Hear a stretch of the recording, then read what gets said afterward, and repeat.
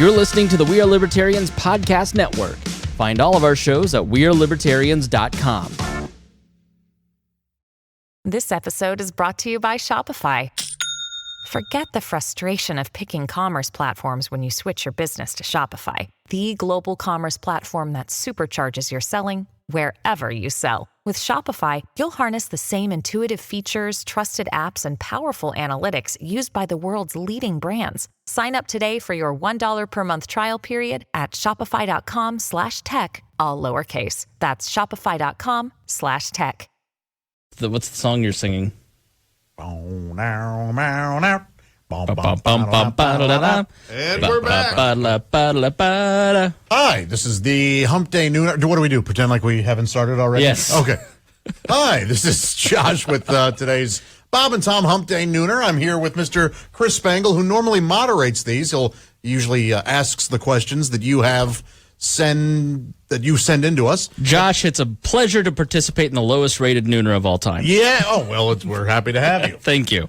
We knew this would be the lowest rated, which is why we decided you would Right. be the guest. Mr. Jeff Oskey is here with us. He'll be moderating this week. Hey, Jeff, how are you? Hello. Thanks for having me, Josh. Please ask us any questions you might want the answers to, whether they be professional or personal. We'll do our best to answer honestly, and we also reserve the right not to answer any of them.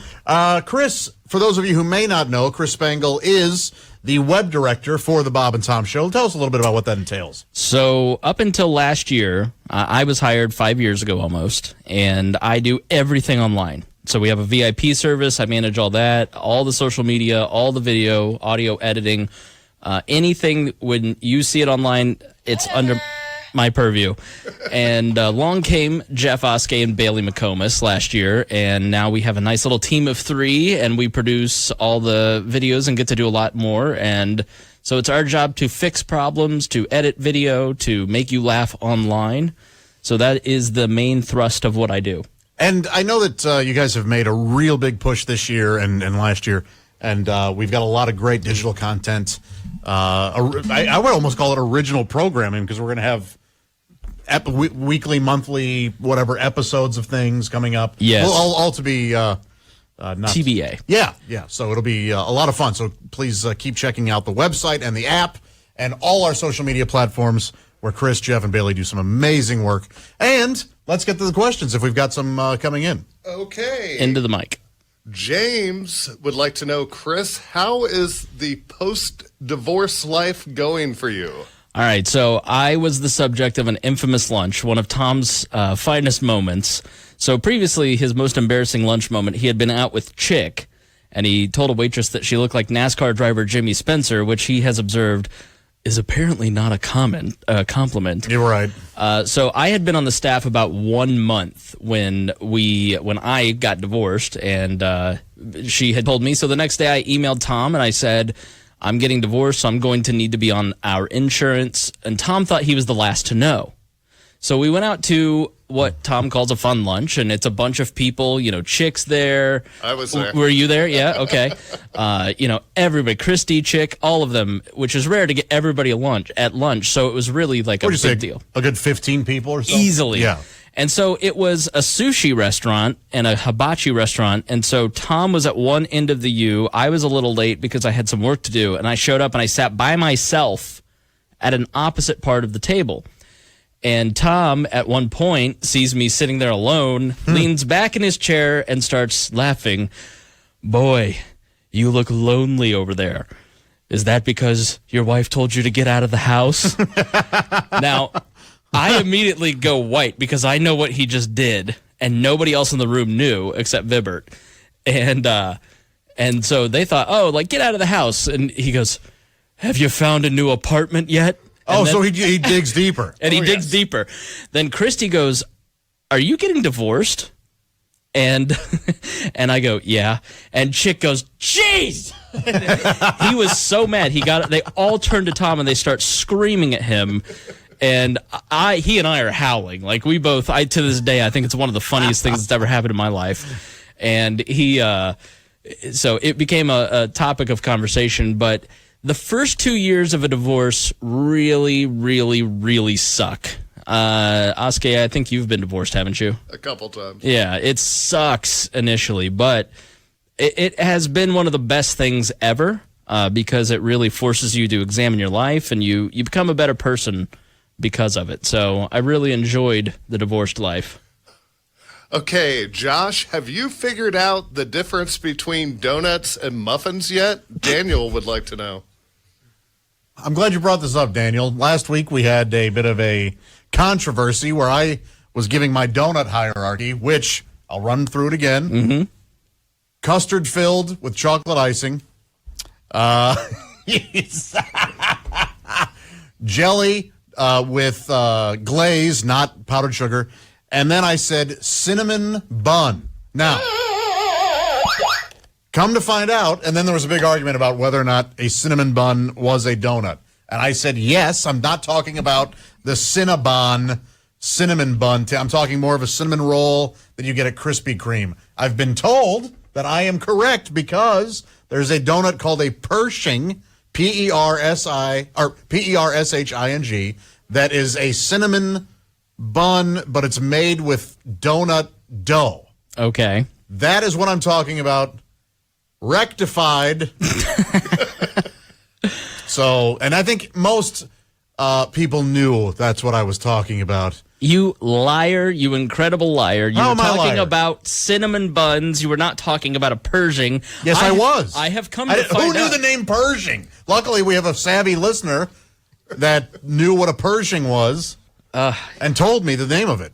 Whatever. So I will, all right. So using that new language, I will amend my Okay. hierarchy.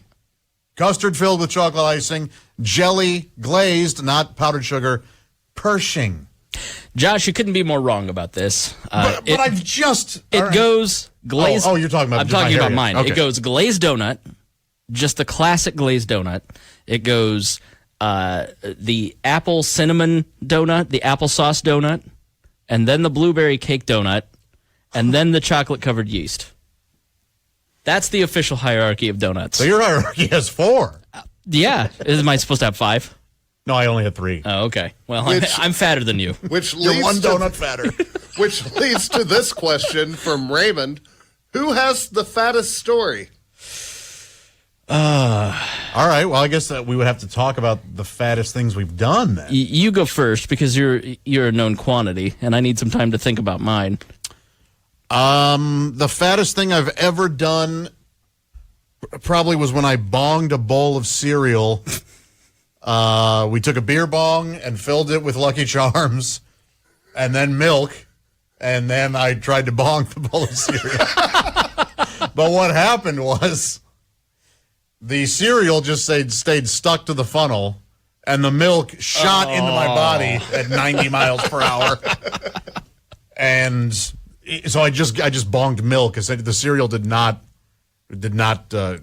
get in. So, but I certainly tried it. I have 2, and I'm not sure which is fatter. The first was in my early 20s. I would go to McDonald's, and one night I was really hungry, so I got a large fry, 2 cheeseburgers, a Big Mac, and a 10-piece chicken McNugget, and I ate it all. Wow. I got sick, and I couldn't eat McDonald's for two years. And then 2 vacations ago, I ate pizza every single day. Now, I'm lactose intolerant, and I don't do well on carbs. And at that point, I was 300 pounds. I was over 300 pounds, and I was like, I've got to get my life together because I've had pizza for about 11 days straight. It was really about 11. It was 10 or 11 Because days. we have that long Christmas break. And you had pizza every day? Every single day. Not every meal. Lunch and dinner mostly, because I'd eat the leftover pizza and then I'd order another one. So almost every meal. Almost every meal. What were they from the same place? Mostly, yes. Jet's Pizza, which is a local chain here. And was it the same toppings and everything, or would you? Yes. I'm a creature of habit. Okay, so this if was essentially the same pizza. Right. Man, that's probably fatter. Yeah. Just because that's like at that point, it's actually like a lifestyle Yes. that you're living, as opposed to one shot thing. Well, I was at one point in my life 330 pounds, and I did the MyFitnessPal, and I found out I was eating 5,000 calories a day, Yeah, okay. which is not hard to do. No, I mean, if you especially, right. You go to McDonald's for breakfast. You have 2 or 3 Cokes a day. You have a candy bar. You have a rich meal at lunch, a rich meal for dinner. You're at 5,000 easy. Yeah. And what is that, about double what somebody you or me our size should be eating? Yeah, we should be around 2,200. Okay. If we want to lose weight. If we want to lose weight. If we want to maintain, then 3,000, 4,000. Isn't that crazy? You know what I mean? Like 4,000 seems like it's a lot. It does. But if you're eating empty calories like drinking soda. Right, it's real easy to do. It's so easy to do. Yeah. Rick would like to know, Josh, have you starred in any independently produced movies that you would like to talk about? Oh, okay. And what's the name? Rick. Okay. I wanted to know if it was the name of one of the directors. There are a few out there that you can find. The Impersonators. I'm not sure where you can find that now, but it was available for a while on Blu-ray. Actually, if you go to my website, thatjosharnold.com, it's no longer available, but if you buy a shirt but put in the notes that you want it to be the Impersonators Blu-ray, I will, and it's the same price, so I'll just send out the Blu-ray. I've done it like 10 times. There's no issues. I know it sounds sketchy, but it's... And then... you can also show up here. He's got some in the trunk. I was also in a family film called Marshall's Miracle about a friendly dog that helps a kid from being bullied. And I played a pet store owner. And then I was in a movie called Space Babes from Outer Space, where I played a kind of a hillbilly dad of a really questionable family. And that movie's a lot of fun. It's a throwback to 80s sexploitation films you might see late at night on Cinemax. So, yeah. All right, this one's for Mr. Spangle. What is the best and worst part of your job?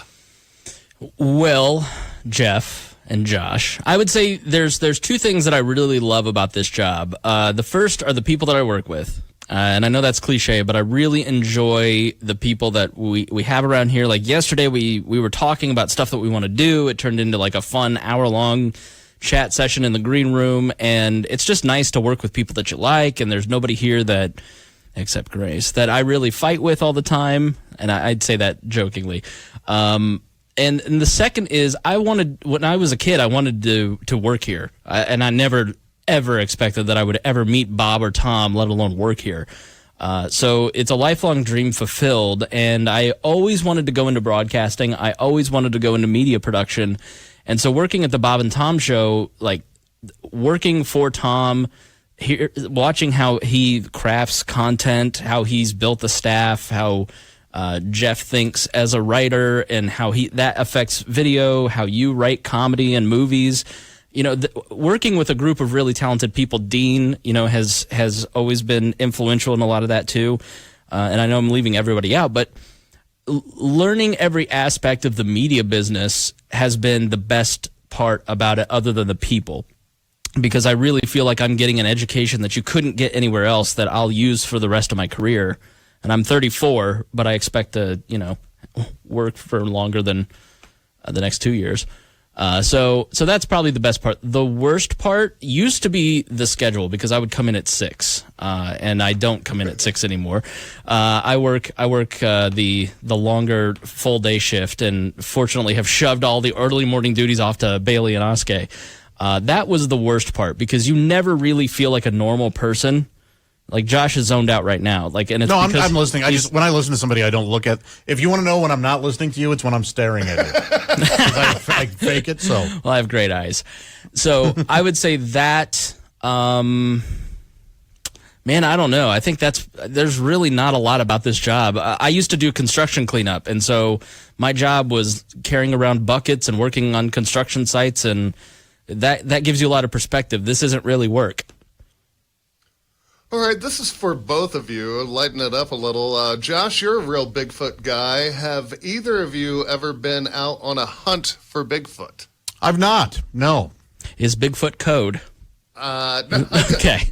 Then no, I haven't. They have the word hunt in quotations, right. So I don't know if that's would you go out on a Bigfoot hunt? Yeah, I mean, I would have to go to the Pacific Northwest and do it. I wouldn't want to go to where like Nashville. yeah, I would want to go where like I mean there are sightings kind of all over, but I would want to go where there are the most sightings. Right. And I don't know that I would want to go with like a team. I'd rather just go with like me, just me or one other person, and like get in the thick of it and then just see what happens, if anything. Who makes it out alive? Right. What about, do you believe in I Bigfoot, don't. Spangle? No, I'm a very skeptical person in general, and it's hard for me to believe that there is a creature roaming around on Earth that all of humanity, when they have phones that have cameras and video, and it's a statistical impossibility, in my opinion, that Bigfoot exists. Yeah, maybe improbable, not necessarily impossible. I'm going to go. All right. Josh, does Tom's repetitiveness get on your nerves at all? Especially on today's, like today, when he wouldn't drop that stupid Dixon basketball list. Not really. I mean, initially it kind of does. It's like, ugh. But then I remember, there are certain rules to radio, and that's one of them is most people don't listen all morning long. And so to repeat certain things that are funny or interesting is a rule. I mean, you should do that. People think that that everybody listens the way they listen. And And it's just not the case. Right. I mean, it does get kind of irritating, but knowing that, it makes sense to me. Also, whenever he's beating a dead horse, he's usually getting so much joy out of it that it's hard to get irritated because it's like, this guy, there's no... I mean, it would be like getting mad at a child for throwing mud at cars. It's like, you shouldn't do that. It's pretty annoying, but I get why you think that's so fun. Tom laughing at himself is probably my favorite thing on the show. Yeah. I mean, he really does please himself. Yeah. Well, comedically, I don't know about sexually. Josh would like to know, Josh, you referenced the Taco Grande song on the show yesterday. Do either of you have a favorite Weird album, or both? Oh, let's see. Weird Al, like one of the first. Like, are you saying Weird Al or Weird Album? Weird Al. Okay. Album or song. Yes. And or both. So my favorite Weird Al album is probably Even Worse.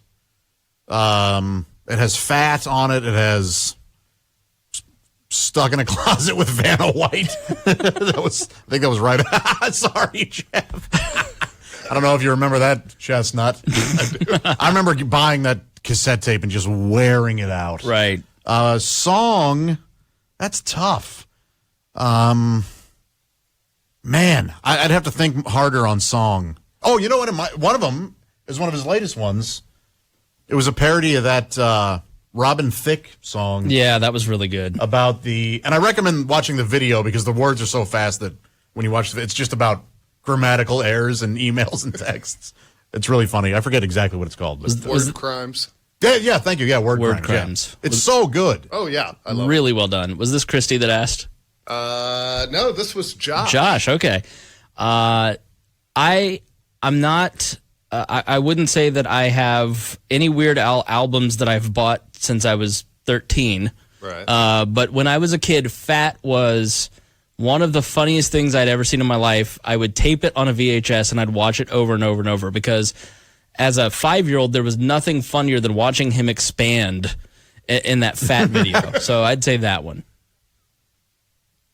And I recommend the movie UHF is one of my favorite comedies. Great. Oh. Josh, what's your favorite John Carpenter film, and why isn't it Big Trouble in Little China? Jason would like to know that. I love the assumption that it's not Big Trouble, and he's right. Jason might already know that Halloween is my favorite John Carpenter film. If I were to pick a second, it would maybe be The Thing, even though it's super unpleasant. But I think that's probably, man. And then just for fun, like there are some that are just more fun than I mean, I love Big Trouble, but I'd probably go They Live over Big Trouble in terms of the fight scene between Keith David and Roddy Piper in They Live is just too fun for me to ignore. So, but I am a big fan of Big Trouble in Little China. Do you have a favorite one, Chris? Listen, I have very few interests, and those interests that I do have, I'm obsessive about, and horror movies are not one of those. I've barely seen any of the movies that you ever talk about on the Nooner. I don't know anything about sports. So when you say John Carpenter, you could have made up a name. Like if you named some of his movies, I might know some of the movies. But all right, here's something you would like, Chris. Speak on how social media has changed over your 5 years and the effect of social media has changed things. Is this a final? Christy. yeah, it's legit. Is this a final? Yes, I've got my notes prepared. You have your blue book? No, but see, this is one of the things I'm interested in. So I can talk all day on this. Yes, please do. Yeah. Let's keep it to 2 to 3 minutes. All right. So I got my start. I started at a small AM radio station right when social media was beginning, and we didn't have any budget to market, and so social media was a way for us to actually market the show. And then I went to work for a political party. It was a third party that had absolutely no money. And Third party, throw your vote away. That's really where I got very good at using social media to build brands. And you could do that in that era. And so when the job opportunity came up here, my strength was really social media marketing and driving us up on social. And in the 5 years since I've been here, I've watched Facebook break almost every promise to us. They'll say, oh, yeah, you need to go on Pages, put a lot of money into Pages, advertise on this platform. That's where we're at. And then all of a sudden they turn off the spigot and you've got to go to Facebook Live. You've got to go do something else. So I've seen them do a lot of things that have hurt them with their advertisers, the people that pay their 98% of their bills. I've seen the privacy stuff, which I have less of a problem with than some of the, I gave you money, now you're changing the rules type of thing. The privacy stuff, you willingly give all of your information to this website. The stuff that got stolen in the Cambridge Analytica thing, I gave to them, and I was fine with that. But I can see how people feel creeped out by that. And so I've seen social media sites start to clamp down on free speech, on the ability to use their platforms to market anything, to spread any idea. And they're really trying to focus on your friends and family. But the problem is the Bob and Tom Show and these professional content creators are way more interesting than what your aunt and uncle have to say on Facebook. And so they're going to see a lot of people leaving their platforms because the content isn't as interesting. And so I think that is really kind of where it's heading. I think you're going to see a large return to websites, to email, and to actual real-life conversations. So which would essentially be back to where it was before social media. Absolutely. It will still always exist. It will still always be a part of it. But when you look at the behavior of Gen Z, the people behind my generation, the millennials, they're really only using social to talk to the people that they care about face-to-face. Their immediate friends, their family. That's what they use social for. They don't use it to broadcast like older millennials like myself do. And so I think you're going to see a major shift in social, but it still will exist. I mean, MySpace still exists, but it's not going to be the gargantuan thing that it's been. All right. Jason would like to know, Chris, then Josh, what are your hierarchy of pies? Oh, I've got a lot of thoughts on this. So you've got your fruit pies, and then you've got your cream pies. You familiar with cream pies, Jeff? The dessert. The dessert. And it depends on what mood I'm in. Sometimes I'm in the mood for a fruit pie, and then my go-to is apple and pumpkin. And then sometimes I'm in the mood for a cream pie, and that's when I like coconut cream. Now, if you were to ask me what my favorite of those three pies is, which this person did, I have no answer for you because it depends on my mood. Okay. I'm going to be a slippery politician and say, I don't know the answer to that. It's whatever you like, sir. I'm just going to combine all pies. Right. Okay. Apple, banana cream, coconut cream. And here's the thing. Pumpkin is in there. Man, Pumpkin's real close into cracking that top 3. And pecan or pecan or pecan. Because I think it's pecan sandy pecan pie. Right. I think the word following either pecan or pecan, that should decide if it's pecan or pecan. Right. So I'll tell you, Tom's Pie Lady. Is there anyone still watching this? Yeah, there's a lot of people watching. They're loving it. I would say also chocolate pie, a nice chocolate Like pie. a chocolate cream? Oh, Tom's Pie Lady makes a chocolate sea salt that is to die for. Yeah, that thing's ridiculous. It's so good. So, I'll stick with my hierarchy. I have a follow-up question to that. When it comes to a pot pie, what is your pie hierarchy? Oh, I think pot pies begin and end with chicken. Wrong. How am I wrong? It's turkey. Okay. Turkey all right, pot pie. all right, yeah, sure. Any fowl is fine, I think. Right. I'm not a beef pot pie fan. You put ham in my pot pie, we're not talking. Yeah, no room for ham either. No. Now, a shepherd's pie I'm a fan of. Never had that. What's in it? Oh, it's great. It's like ground beef, mashed potatoes, and vegetables. I'm in. It's layered, but then it gets, it's awesome, yeah. All right, Mr. Spangle, Eric would like to know, who is your favorite brother?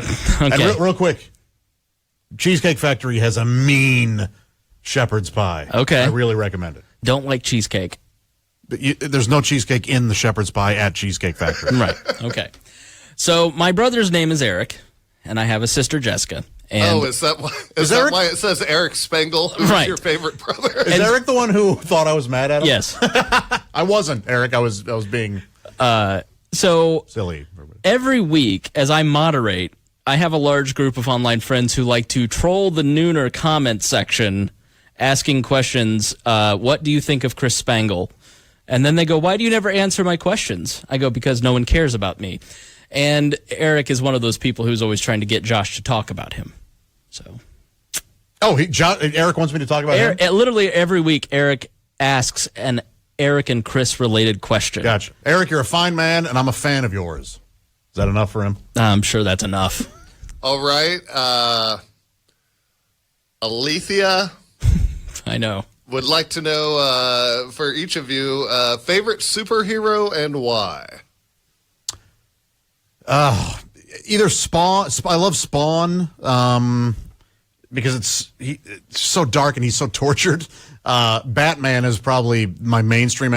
Spawn isn't considered mainstream. Batman, just because he's so imperfect and has a dark past. I've never been a Superman guy because he's just too perfect to me. Yeah. It's not as interesting to me. But I'm totally with you. Superman sucks. And Batman rules, and it's because he's got complexity to him. The storylines are already better. It's why the Superman movies are all campy, and the Batman movies are dark. The Christopher Nolan Batmans were so good. So they're great. Yeah, Batman, better than Superman. All right, we're going to do 2 more questions and wrap it up. Kevin would like to know, Chris, how do you handle negative social media douchebags? By the way, you suck. That's very funny, and that is a really good question. So I would say that there is one bad part of this job, and it is when you get someone writing in to tell you about something that's broken, and they're an a-hole about it, and they're incredibly insulting and rude. Now, do you mean technically broken? Technically. So we have a lot of different aspects that go into the online presence of the Bob and Tom Show, and a lot of proprietary stuff. And so oftentimes there are things about that proprietary software or equipment that will go wrong, and it's my job to fix it, work with our vendors to fix that stuff. And we never want anything to be broken. The 3 of us work hard to make sure that everything works as flawlessly as possible. But in the world of technology, it's just that's not realistic. There's always going to be issues. And so I regularly answer the more complicated, let's say, of the social media stuff, and you do it in the nicest way possible. And I think that if somebody's angry that something's not working, it's because they depend on it and they care about it. And so to me, if I'm in that person's shoes, they want you to be nice to them. And they send in a nasty email, you write a polite email back, and they go, oh, wow, I didn't know I was talking to a real person.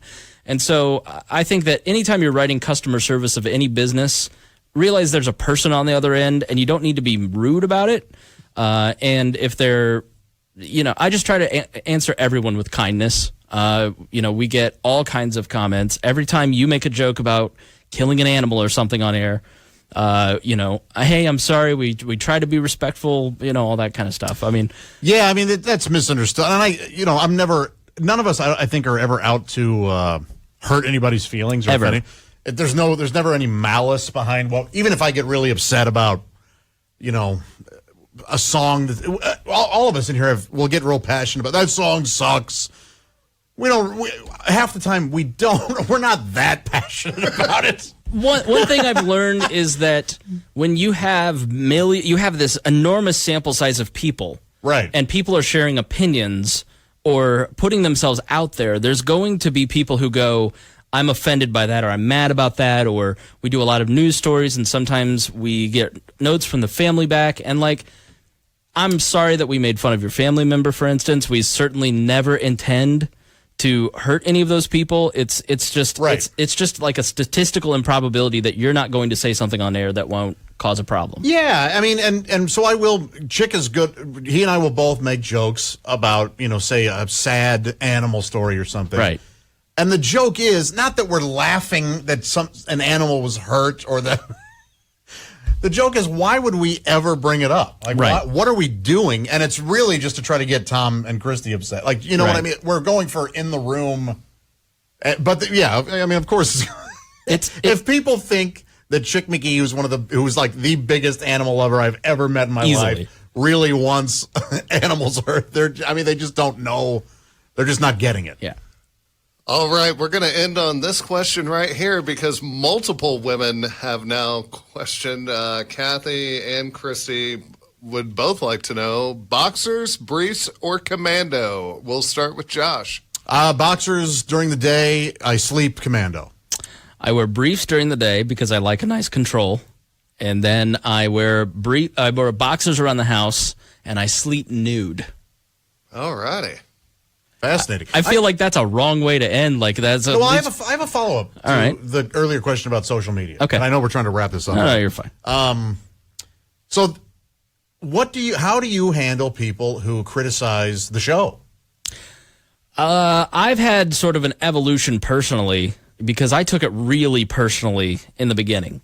There have been points over the 5 years where it's such a large flow of negativity back to the accounts that it makes you depressed because you open it up and it's just like negativity, and you're just like, ugh, and people oftentimes just send negative comments without giving anyone the benefit of the doubt or thinking empathetically about what may be going on here or what maybe there's just a piece of technology that broke and they're working on it and they'll get it fixed.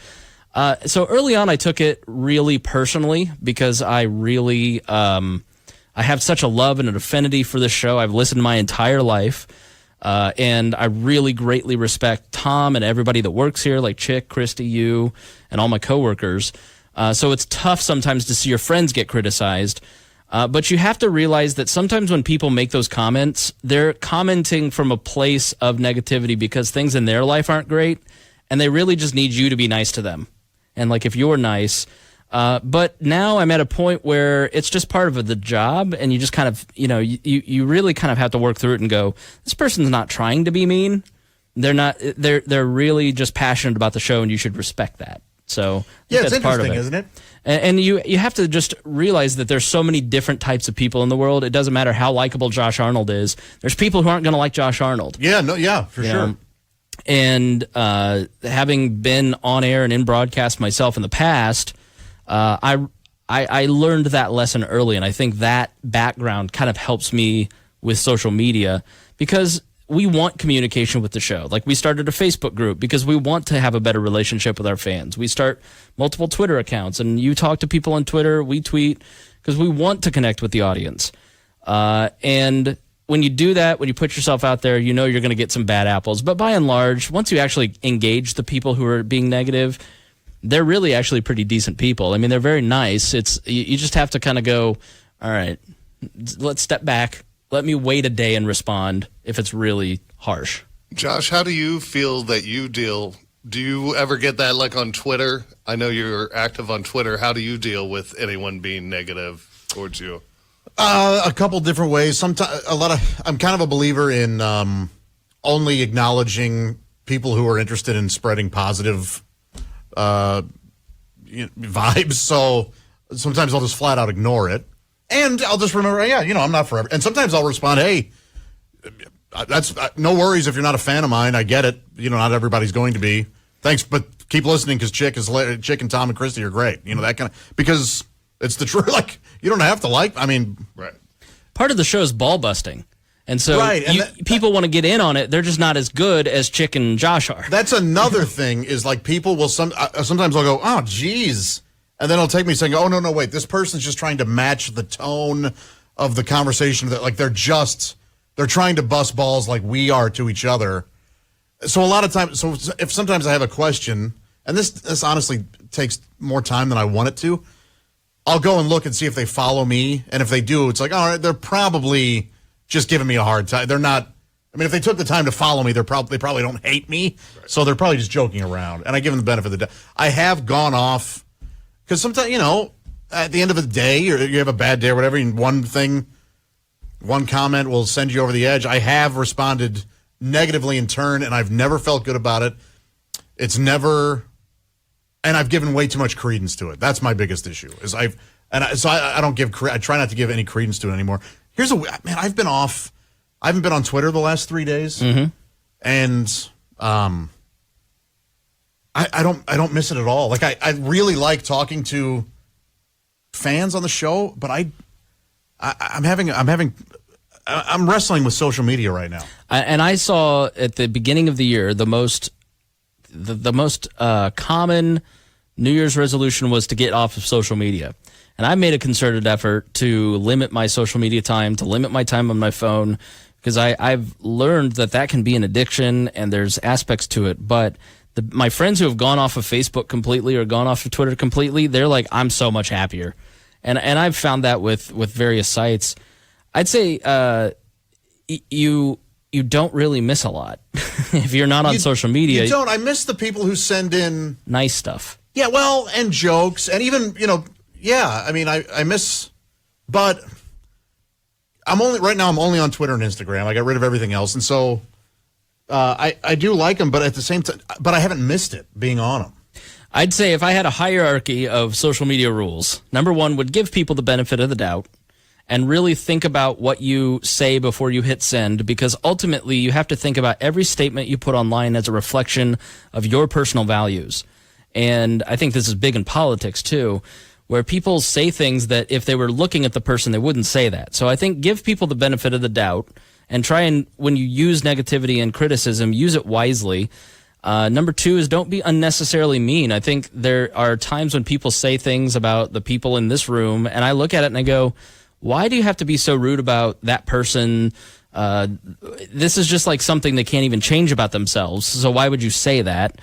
And I think number three, realize that especially with the show, we're joking, and I love Tom. And I really, the only thing that still really bugs me is that people don't understand who Tom truly is. And so they take it way too far sometimes with like, Tom's an a-hole or whatever. Right. Like when he's really not. He's actually a really great person, but he's. I think you're completely fine in saying Tom's being an a-hole. Right, exactly right. Or Josh is being an idiot, or yeah. Right, but it's a good thing around here. All right. Thanks for.